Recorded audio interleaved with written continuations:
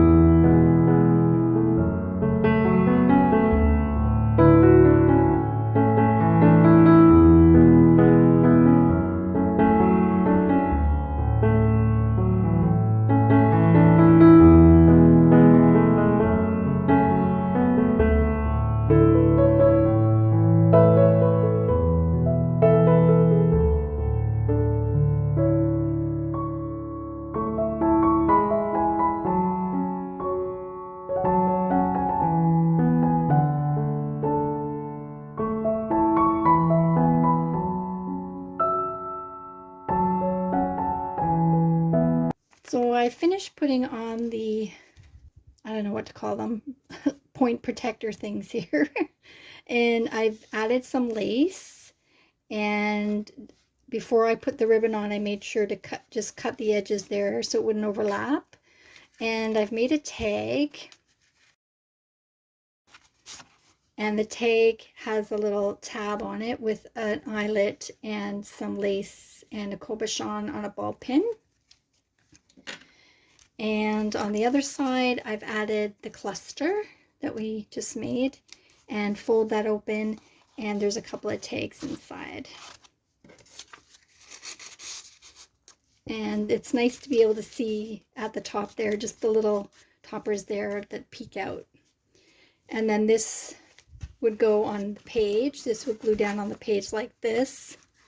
Okay, so this one's going to be a free-floating envelope. It's too thick to go on a page as a fold-out unless you had lots of room, but if you left this off, that would be flat enough to go on the page. But I could take a string and just wrap it around this button and go around and just tie the string there, and then that would be free floating, or for Happy Mail.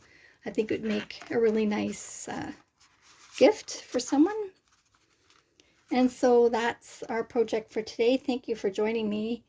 We'll see you next time. Take care. Bye.